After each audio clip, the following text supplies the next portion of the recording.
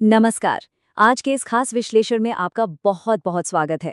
आज हम बात करने वाले हैं एक ऐसे टॉपिक पर जो सिर्फ सिनेमा तक सीमित नहीं है। हम डिकोड करने जा रहे हैं एक मास्टर क्लास, फाइनेंस, स्ट्रैटेजी और एकदम सॉलिड बिजनेस की। हम बात कर रहे हैं एक ऐसे ग्लोबल सुपरस्टार की जिसने सच में शून्य से शुरुआत की और आज 12,490 करोड़ रुपए का एक विशाल साम्राज्य खड़ा कर दिया है।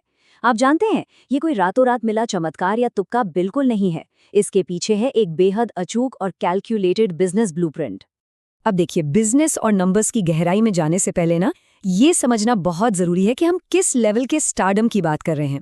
डायरेक्टर अनुराग कश्यप का एक बहुत ही दिलचस्प किस्सा है।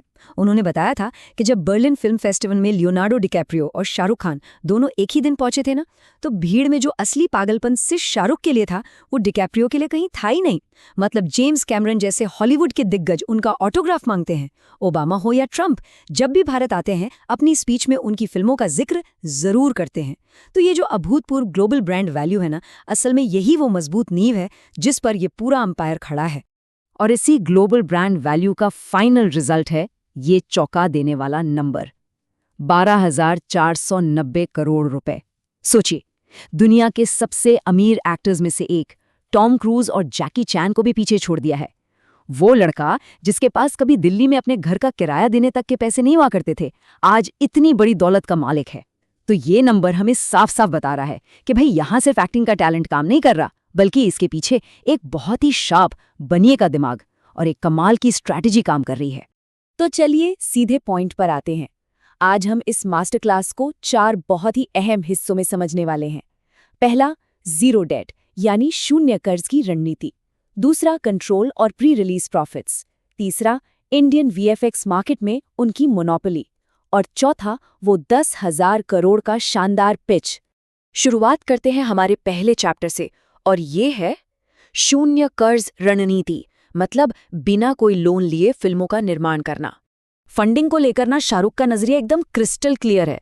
वो अपनी फिल्मों में पैसा लगाने के लिए कभी बैंकों के चक्कर नहीं काटते, बल्कि वो सीधा एडवांस कैश लेते हैं। अब ये सर्वाइवल स्ट्रैटेजी कितनी अलग और खास है, ये आपको बॉलीवुड की एक कड़वी सच्चाई से समझ आएगा। आपको शायद पता हो, यहाँ की 80% से ज्यादा फिल्में कर्ज लेकर यानी डेट फाइनेंसिंग पर बनती हैं। और इतिहास गवाह है, बड़े बड़े दिग्गजों को इन भारी भरकम लोन्स की वजह से दिवालियापन झेलना पड़ा है। अमिताभ बच्चन जी की एबीसीएल पर 90 करोड़ का कर्ज हो गया था। बोनी कपूर जी ने 1993 में 12 करोड़ का लोन लेकर फिल्म बनाई और फिल्म बुरी तरह पिट गई। अभी हाल ही की बात है, वाशु भगनानी जी को अपना 7 मंजिला ऑफिस तक बेचना पड़ गया, सिर्फ इसलिए ताकि वो 250 करोड़ का कर्जा चुका सकें। लेकिन शाहरुख का मॉडल एकदम अलग है। चाहे हैप्पी न्यू ईयर हो, चेन्नई एक्सप्रेस हो या फिर हाल ही की ब्लॉकबस्टर जवान, ये सारी फिल्में जीरो डेट पर बनी हैं। मतलब बिना 1 रुपए के बैंकर्स के। और सबसे मजेदार बात तो ये है कि ये डेप्ट फ्री वाली जो फिलॉसफी है ना, ये उनकी पर्सनल लाइफ में भी वैसे ही लागू होती है। साल 2001 की बात है, जब उन्हें अपना आइकॉनिक घर मन्नत खरीदना था, जिसकी कीमत उस समय करीब 13 करोड़ रुपए थी। तो क्या उन्होंने कोई बहुत बड़ा होम लोन लिया? बिल्कुल नहीं। इसके बजाय उन्होंने अपनी आने वाली 4-5 फिल्मों और ब्रांड एंडोर्समेंट्स की पूरी पेमेंट एडवांस में ले ली। और आज उसी मन्नत की कीमत 200 करोड़ रुपए से भी कहीं ज्यादा है। इसे कहते हैं स्मार्ट प्लानिंग। अब बढ़ते हैं हमारे दूसरे चैप्टर की तरफ, और वो है प्री रिलीज प्रॉफिट्स और पूरे बिजनेस पर अपना कंट्रोल रखना। देखिए, सिर्फ पर्दे पे हीरो बन जाना काफी नहीं होता। पर्दे के पीछे जो फैसले लिए जा रहे हैं ना, उन पर भी पूरा कंट्रोल होना चाहिए। जरा इस टाइमलाइन को ध्यान से समझिए। 1999 में उन्होंने एक प्रोडक्शन कंपनी शुरू की थी, ड्रीम्स अनलिमिटेड। फिर भी दिल है हिंदुस्तानी, अशोका, चलते चलते जैसी फिल्में बनाई। लेकिन वो बॉक्स ऑफिस पे कुछ खास चली नहीं, भारी नुकसान हुआ। क्रिटिक्स ने तो यहाँ तक कह दिया कि भाई बिजनेस इनकी बस की बात नहीं है। लेकिन उन्होंने हार नहीं मानी। उन्हें समझ आ गया था कि दिक्कत ये है कि मेन फैसले उनके हाथ में थे ही नहीं। फिर 2001 में रेड चिलीज की नींव रखी गई और इस बार पूरी सप्लाई चेन का कंट्रोल अपने हाथ में ले लिया गया।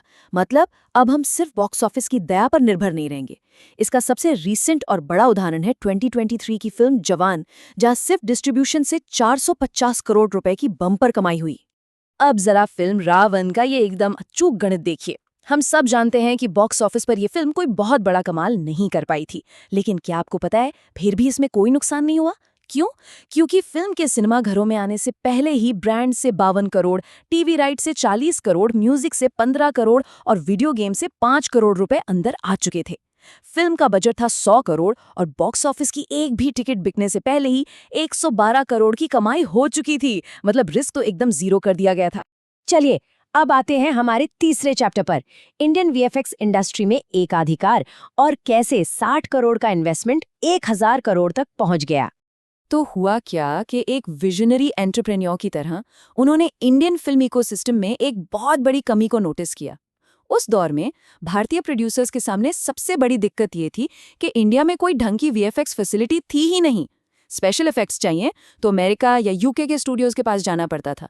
इससे होता क्या था, एक तो खर्चा बेतहाशा बढ़ जाता था और ऊपर से फिल्मों की रिलीज में बार बार देरी होती थी। हॉलीवुड वाले अपनी मनमानी कीमतें वसूलते थे और अगर कोई सस्ता ऑप्शन ढूंढता तो क्वालिटी एकदम खराब मिलती थी। अब यहाँ जो कैलकुलेशन लगाया गया ना, वो सच में माइंड ब्लोइंग है। इंडिया में हर साल लगभग 2000 फिल्में बनती हैं। उन्होंने सोचा अगर इनमें से सिर्फ 10% यानी 200 फिल्मों को भी वीएफएक्स की जरूरत पड़ती है और उन 200 में से हम सिर्फ 10% यानी 20 फिल्मों का मार्केट शेयर भी कैप्चर कर लें, तो भी ये एक बहुत बड़ा एक विशाल बाजार है। उस वक्त इंडिया में एक वर्ल्ड क्लास स्टूडियो सेटअप करने का खर्च आ रहा था करीब 60 करोड़ रुपए। उनका अनुमान इतना सटीक था कि सिर्फ 3 साल के अंदर वो 60 करोड़ वसूल हो गए, क्योंकि उस वक्त इंडिया में टक्कर का कोई सीधा कंपटीशन था ही नहीं। और इसी सॉलिड विजन के साथ 2006 में रेड चिलीज वीएफएक्स की शुरुआत हुई। और खुद का इन हाउस वीएफएक्स सेटअप करने के बाद जो रेवेन्यू ग्रोथ हुई है ना, वो एकदम कमाल है। 2006 में रेवेन्यू था 33 करोड़, 2013 में ये उछलकर हो गया 198 करोड़ और आज 2024 में ये आंकड़ा 1000 करोड़ को भी पार कर चुका है। रावण से लेकर आरआरआर, जवान और क्रिश 3 जैसी जितनी भी बड़ी ब्लॉकबस्टर्स आपने देखी है ना, उन सब का शानदार वीएफएक्स इसी स्टूडियो का कमाल है।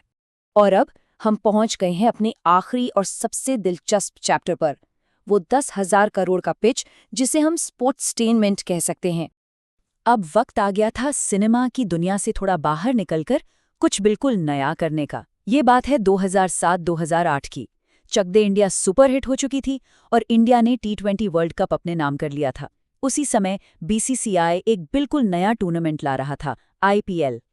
शाहरुख ने तुरंत इस बात को भांप लिया कि ये जो आईपीएल है ना, ये सिर्फ क्रिकेट नहीं है, ये स्पोर्ट्सटेनमेंट है।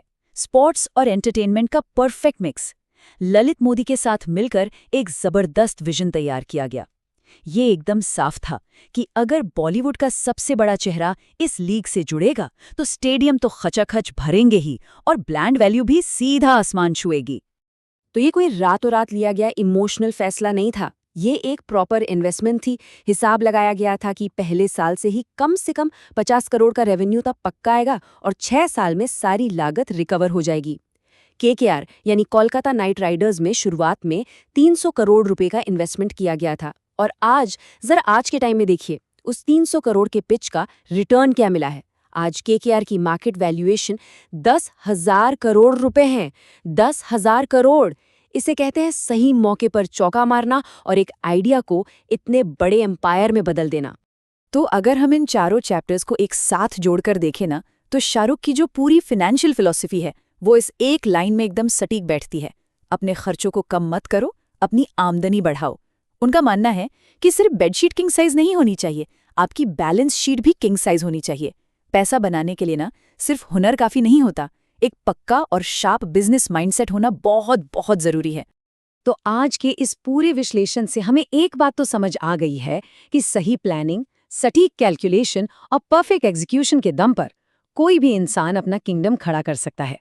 अब सोचने वाली बात यह है कि अगर एक ऐसा लड़का जिसके पास कभी अपने घर का किराया देने तक के पैसे नहीं थे, वो इन सॉलिड बिजनेस प्रिंसिपल्स को फॉलो करके 12,000 करोड़ का साम्राज्य बना सकता है, तो आपके अपने बड़े लक्ष्य को हासिल करने के लिए आपकी सही स्ट्रैटेजी क्या होनी चाहिए?